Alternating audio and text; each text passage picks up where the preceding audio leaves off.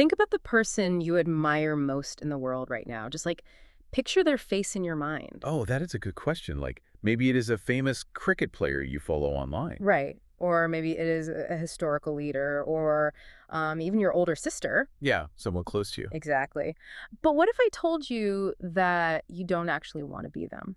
Wait, really? What do you mean? I mean, you don't actually want their life or their stress or their daily problems. You are just using them like to test out a better version of yourself. Oh, wow. That is a really interesting way to think about it. You just want their good qualities. Yes. And welcome to another deep dive, everyone. Today we are talking about exactly this. We are looking at a simple but powerful text called Guiding Lights, The Power of Role Models. And, I love this topic.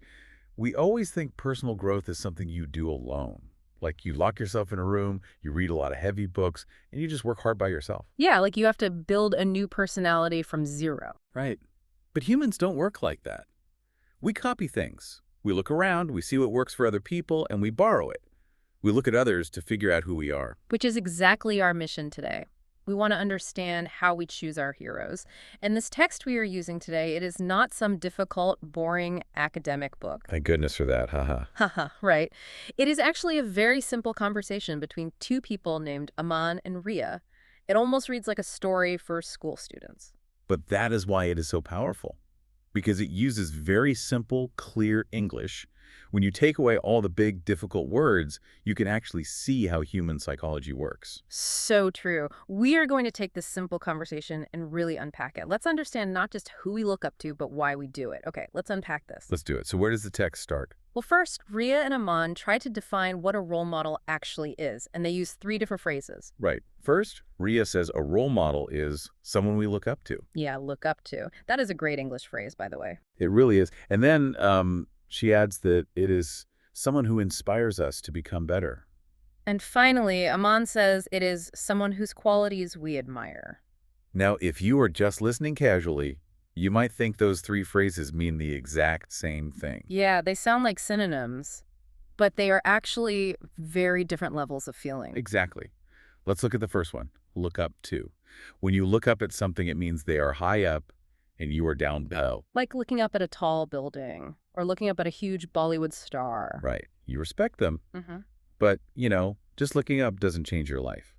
I can look up at the stars all night, but I am still standing in the exact same place on the ground. That is such a good point. I can look up to a great inventor or a famous artist. I can think, wow, they are amazing. But that is just passive. Passive, exactly. It requires no action. It is like going to a museum. You walk in, you look at a beautiful painting, you say, wow, and then you go back home and your life is exactly the same. Uh-huh, yes. You leave the museum and you are unchanged. But Ria adds a very important word next. She says a role model is someone who inspires you to become better. Inspire. That word changes everything. It really does. Because inspiration means action. If someone truly inspires you, you cannot just stay the same. You feel a push to change. Right. You see their hard work and suddenly you feel like a gap between where you are and where they are. And that gap makes you want to move. It makes you want to close the distance. So a role model is not just a statue in a museum. They are like an engine that makes you move forward. Okay, but let me ask you a question. Aman says a role model is someone whose qualities we admire. Do we always choose our role models on purpose?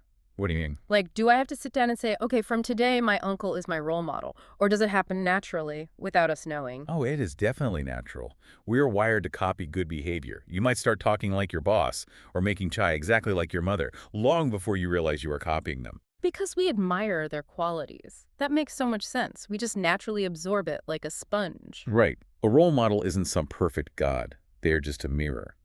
When we look at them, we are seeing things we want for ourselves. We see our own potential. Like, if I want to be more disciplined, just thinking about the word discipline is hard. Yeah, it's just an abstract word. But if I see Virat Kohli training every single morning without fail, suddenly my brain has a real picture of what discipline looks like. Exactly. You are downloading the blueprint for that habit. Mm. You don't want to play cricket necessarily, but you want that discipline. But wait, can you admire someone just for fun, like without wanting to improve yourself? Well, according to Aman and Ria's conversation, no. If you just like someone but you don't want to grow, that is called being a fan. Ah, being a fan versus having a role model. Right. Being a fan is fun, but it is passive. Having a role model means you actually want to become a better version of yourself. So, to everyone listening right now, think about that person you pictured at the start of the show. Are you just a fan visiting their museum, or are they making you want to work harder? That is a great question to ask yourself. It really is. So now that we know what a role model is, let's talk about who they are. Where do we find these people in our daily lives? The text gives us a very simple list. It says a role model can be a parent, a teacher, a celebrity, or a friend. Parent, teacher, celebrity, friend. It sounds so basic, like a school textbook. Yeah, it really does. But if you think about it, those 4 words cover every type of relationship we have. It is like a spectrum of closeness. It is. Let's break it down. Let's start with parents and friends. These are the people very close to you. The people who see you every single day, they see you in your old clothes, they see you when you are tired. And you see them. You see how your dad handles a stressful day at the office. You see how your friend stays calm when the local train is late. Right. The learning here is very natural. You just absorb their good qualities by living with them. But then, the text mentions a teacher. This is a bit different. Yeah, because a teacher is an authority figure. You don't see their messy house or their personal life. Exactly. You only see them in a structured environment like a classroom.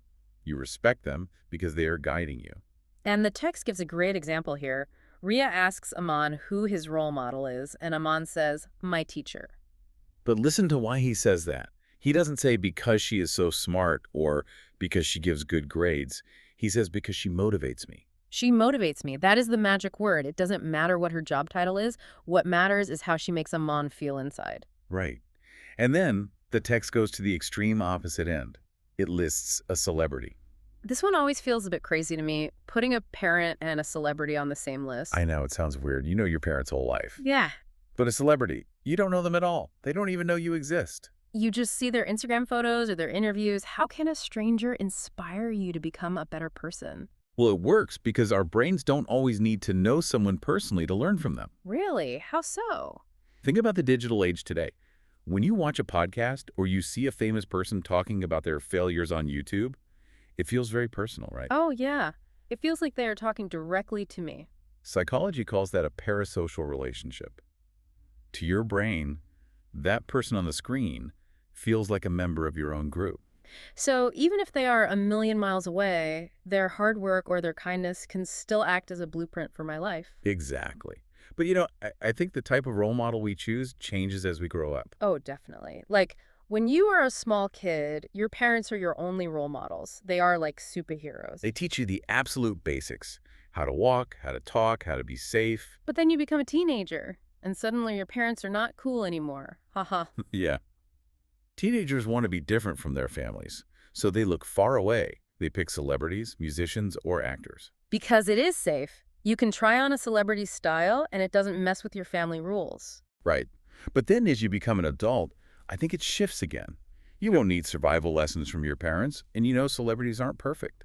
So where do we look? We look across the room, we look at our friends and our colleagues. Horizontal role models. I love that. Yeah. Ria says in the text, or even a friend, that word even is so important. Because we often forget our friends. We look for rich people or famous leaders. But the guy sitting next to you at work who is always smiling even when the boss is angry, he is a great role model. He is handling the exact same stress as you, but doing it better. That is pure inspiration. Which brings us to a huge point. It doesn't matter if the person is a celebrity or your best friend. What actually matters is their character. Yes. The text gives us 4 specific pillars of admiration, 4 qualities that make a good role model. And this list is so simple, but so good. Honesty, hard work, kindness, and confidence. Just think about what is missing from that list. Money. Yes, Yeah. no money, no fame, no perfect physical beauty, no high IQ. Our society always tells us to admire rich people. But this simple text completely ignores that. It only focuses on how you choose to behave. Because you can't always choose to be rich or famous. But you can always choose to be honest, and you can always choose to be kind. That is so true. And if you look closely at those 4 words, they perfectly balance each other out. What do you mean? Well, look at honesty and kindness. These are outward traits. They're about how you treat other people. Right, they make you a good person in society. They build trust. But if you are only kind and honest, but you never take action, your life might not go anywhere. Ah, I see. You might just be too passive. Exactly. So the text adds the other two, hard work and confidence. These are inward traits. They are the engine that pushes you forward. So honesty and kindness are like the steering wheel to keep you on the right path. And hard work and confidence are the engine. Yes, you need both. A person who is super confident and hardworking but has no kindness is just a bully. And a person who is kind but has no confidence might just get pushed around. The text says a true role model needs a balance. In the story, Aman says his father is his role model. And he gives a specific reason. He doesn't say because he is my dad. He says because he works very hard. He picks one specific pillar, hard work. Right. But it makes me wonder, do we need our role models to have all four pillars perfectly? Or do we just look for the thing we are missing? Oh, that is a great question. Psychologically, we usually look for what we lack. Okay, let's say I am someone who works 80 hours a week. I am already a very hard worker. Am I looking for another hard worker to admire? Probably not. You already have that skill. You might actually be looking for someone who's very kind because you forgot how to relax and be nice to people. Right. I am looking for the missing piece of my own puzzle. Exactly.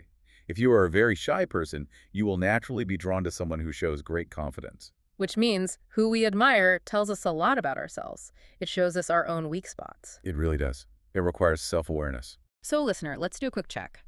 Think about the people you love spending time with. What is their best trait?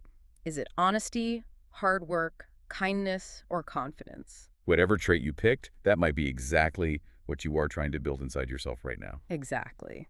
Okay, I want to take a short break from the deep theory and do a quick, fun, rapid-fire game with you. Are you ready? Oh, haha, a game. Okay, yes, I'm ready. Let's go. Okay, I'm going to give you a common situation, and you have to tell me who your real-life role model is for that specific thing. Ready? Ready. Who is your role model for patience, like when things go wrong? Oh, my mother. Absolutely. She can handle 50 things going wrong in the house, and she just smiles and fixes them. Haha, classic Indian mom superpower. Yeah. Okay, next. Who is your role model for confidence in public speaking? I would actually say an old college professor of mine. He never used notes. He just looked right at us and spoke from the heart. Oh, I love that. Last one. Who is your role model for hard work? Honestly, a guy who runs a small tea stall near my old office. He was there at 5 a.m. every single day, rain or shine, always working hard with a smile. See? That perfectly proves our point. A parent, a teacher, and an everyday worker. Inspiration is literally everywhere if you look for it. It really is. Okay, that was a fun game. But let's get back to the text, because there's one more huge question we have to answer. Right. We know what a role model is and who they are. But how do we actually use them? How do they change our behavior? This is the best part of the conversation between Aman and Ria. Aman asks Ria a very direct question. He says, be honest. Have you ever copied your role model's style? And Ria's reaction is so natural. The text says she laughs. She goes, haha, yes, I have copied her style. That little nervous laugh is so relatable, because we all do it. We totally do, but we always feel a little embarrassed about it. Right? Yeah, because society tells us, be original, be yourself. So when we copy someone's clothes or their words, we feel like we are cheating. But the text is saying it is actually completely normal. It is more than normal. It is how human beings learn. Think about a baby. A baby doesn't invent a smile. They look at their parents, they see a smile, and they copy it. They borrow the expression to understand the feeling. Exactly. And we do the same thing as adults. When Ria copies her role model's style, she is just trying on a new way of living. It is like trying on a new jacket. You see someone who is super confident, and you notice they always stand up very straight. So you start standing up straight too. You borrow their posture. Right. And the crazy thing is, it works. When you fake the outside, the inside starts to feel it too. But the text gives a very important warning here. It doesn't say you should become a complete copy of that person forever. No, it says role models inspire you to become your best version. Your best version, not a copy of them. This makes me think of learning to ride a bicycle. You ever taught a kid to ride a bike? Oh yeah, it is scary for them. They have no balance at first. Right, so what do? You put training wheels on the back tire, those two little extra wheels. Yeah, they provide safety. Exactly. In our lives, our role models are those training wheels. We Mm. use their habits, their style, their confidence to keep us from falling over while we learn. We lean on their structure. Yes, we lean on them. We copy their morning routine or the way they talk. But eventually, your brain figures out the balance. You internalize the skill. And once you find your own balance, you don't need to copy them anymore. The training wheels come off. You are riding the bike by yourself. That is a brilliant analogy. The imitation is temporary. It is just a tool to help you find your own authentic self. So, to everyone listening, I'm going to ask you the same question Aman asked. Have you ever copied someone's style? Maybe you started drinking green tea because a famous actor does it. Or maybe you use a specific English phrase because your favorite podcaster says it. Don't be embarrassed. It is totally fine. You are just using training wheels. Learn the lesson, build the habit, and then make it your own. It is the first step of real growth. Okay, before we finish today, let's just do a really quick recap of some of the great English phrases we talked about today. Oh, that is a great idea. So first we had look up to. Right. It simply means to respect and admire someone, like, I look up to my older sister, Perfect. Then we had copy someone's style. which means to imitate the way someone dresses or talks or acts, like, he copied his favorite player's batting style, And the most important phrase of the day, best version of yourself. which means reaching your highest potential, not being someone else, but being the best you. Excellent. These are such useful phrases for daily conversation. So what does this all mean, really? It means personal growth is a shared journey. We are constantly borrowing light from the people around us. But there is one final thought we have to talk about, a real paradigm shift. Yes, this is my favorite part to think about. If a role model is not just a rich, famous person, if a role model is just anyone who shows honesty, hard work, kindness, and confidence. Then that means you could be a role model right now. Wait, me? Yes, you, and the person listening right now. If the rules are that simple, then you don't need a million followers. That is a crazy thought. I might be someone's role model and I don't even know it. Absolutely. Think about it. Who in your office is quietly watching how you handle a difficult client with kindness? Oh, wow. Who in your family is looking at how hard you are working to study for your exams and feeling inspired? You might be the training wheels for someone else's bicycle right now. You are. By simply living your life with those 4 pillars, you are radiating light. You are a guiding light for someone else. That is incredibly beautiful. We spend so much time looking up, trying to find our heroes, that we forget people might be looking at us. Exactly. The mountain is big, but we don't climb it alone. What a perfect thought to end on. To you listening, take that thought with you today. Notice the good traits in your friends and family. Keep using those training wheels when you need them. And remember, someone is probably watching your hard work and kindness right now, too.